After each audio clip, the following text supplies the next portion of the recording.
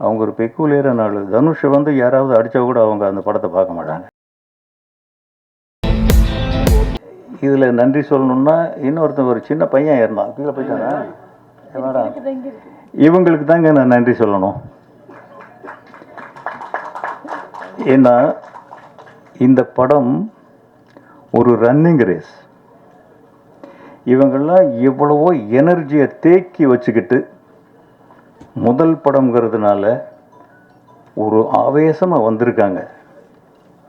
நான் சினிமாவில் ஓடி ஓடி உங்கள் எல்லாரையுமே தெரியும், நான் எல்லாருக்குமே பரிச்சயமானவன். ஓடி ஓடி டயர்டாகி களைச்சி அந்த நேரத்தில் அவர் என்னையை தட்டி எழுப்பி கூட்டிகிட்டு வந்து நடிங்கன்னு சொல்லி இவங்ககிட்ட கொண்டு வந்து விட்டுட்டார்.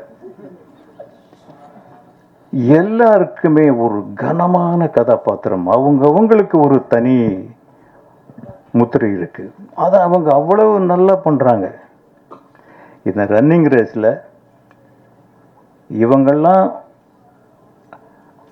கொஞ்சம் மனசு வைக்கலன்னா என்னால் ஓடி ஜெயிச்சிருக்க முடியாது. பாவம், ஒரு சீனியர் டைரக்டர் ஜெயிச்சுட்டு போகட்டும் அப்படின்னு என்னை கொஞ்சம் விட்டுட்டாங்க. யாரை குறை சொல்ல முடியும்?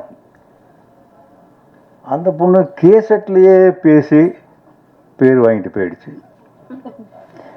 இவன் ஷார்ட்லேயே நடிக்க விட மாட்டான், அவ்வளவு தொந்தரவு.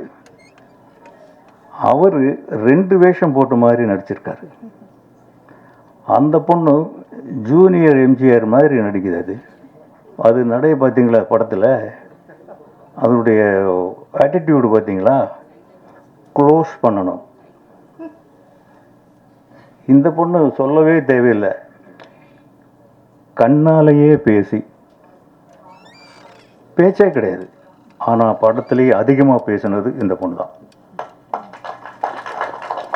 பேசி ஒரே வார்த்தை, நம்ம பேச இவ்வளவு நாள் ஆயிடுச்சுல்ல, அது என்ன குலா வாங்கிட்டான் சொல்லி இவங்ககிட்ட இருந்தெல்லாம் தப்பிச்சு இன்னைக்கு யூசுப் பாய்னு என்ன சொல்ல வச்சிருக்காங்கன்னா இவங்களுக்கு தான் நான் அடுத்து நன்றி சொல்லணும்.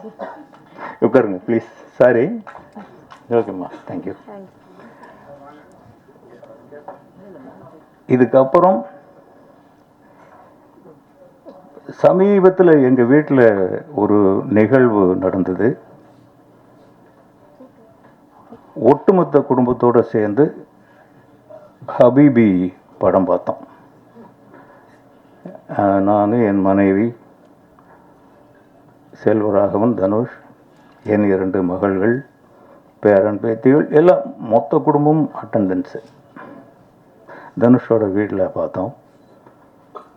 அதில் ஒரு சம்பவம் நடந்துச்சு. என் வீட்டில் 2 பெண்கள், ஒரு பெண் டாக்டர் விமலா கீதான்னு ஒரு பொண்ணு, புலி மாதிரி, சிங்கம், புலி கூட கிடையாது, சிங்கம். எங்கள் வீட்டிலேயே எல்லாருமே அந்த பொண்ணுக்கு பயப்படுவாங்க. அப்படி ஒரு டேரிங்கான ஒரு பொண்ணு.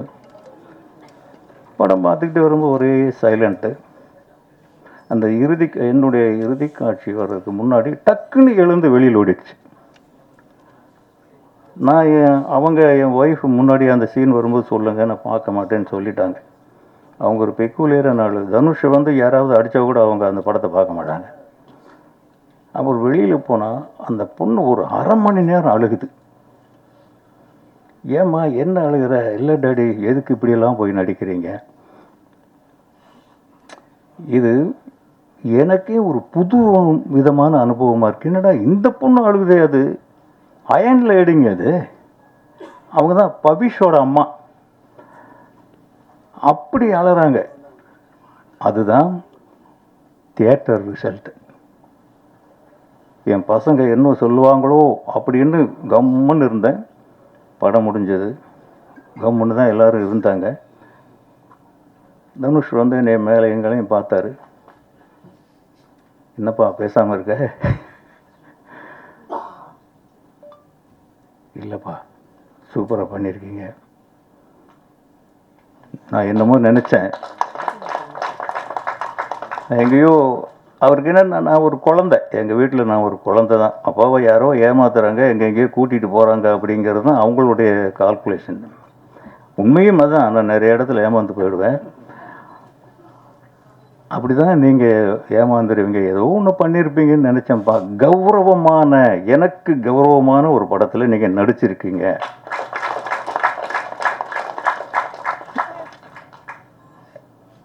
இந்த பேரை எனக்கு வாங்கி கொடுத்த மீரா கதிரவன் சாருக்கு நன்றி.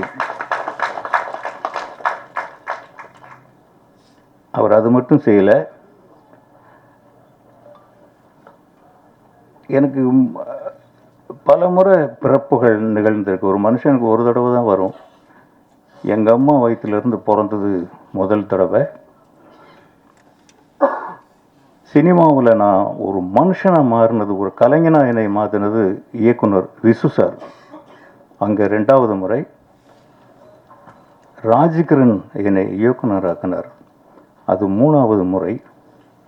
இந்த 3 பயணங்களுமே பார்த்தீங்கன்னா மிக நீண்ட பயணம், என் ஆயுளை கெட்டியாக்கிய பயணங்கள். இதுக்கப்புறம் ஓகே, நல்ல படங்கள் கொஞ்சம் பண்ணிட்டோம், எனக்கு திருப்தியான படங்கள், நல்ல படங்கள் சில பண்ணிட்டோம், பிள்ளைங்களெல்லாம் செட்டில் பண்ணிட்டோம். அப்படியே நிம்மதியாக ஏதோ புக்கு எழுதிக்கிட்டு இருந்தேன்.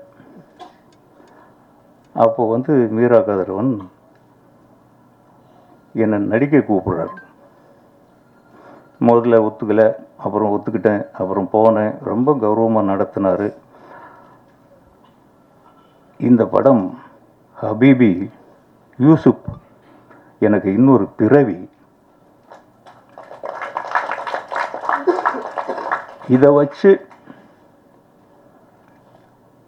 இன்னும் எவ்வளவு நாள் போகும்? யாரும் என்னைய கூப்பிடுறாங்க, கூப்பிடலை, நடிக்க சொல்கிறாங்க, சொல்லலை. இதோட நடிக்காமல் இருந்தால் கூட எனக்கு ரொம்ப மகிழ்ச்சி. அப்படி ஒரு கதாபாத்திரம் அது. உண்மையிலே நான் நடிக்கவே கிடையாது அதில். நான் ஒரு குடும்பத் தலைவன், 4 குழந்தைகளுடைய தகப்பன், 10 பேர பிள்ளைங்க எனக்கு. அந்த அனுபவம் தான் எனக்கு அங்கே கை கொடுத்தது. அதை மீறி, அந்த எல்லையை மீறி என் பிள்ளைங்க சொன்னதெல்லாம் அதான் சொல்லுவாங்க. இல்லைப்பா, நீங்கள் என் மாப்பிள்ளை ஒருத்தர் இருக்கார், டாக்டர் கார்த்திக் ஆஞ்சநேயன் அப்படின்ட்டு, ரொம்ப பெரிய ஜீனியஸ் அவர் சொல்கிறார், பொதுவாக டைரக்டர்கள் நடிக்க வந்தால் கொஞ்சம் ஓவராக நடிச்சிருவாங்க அங்கிள், நீங்கள் எப்படி இப்படி அண்டர் ப்ளே பண்ணி இப்படி நடிச்சிருக்கீங்க,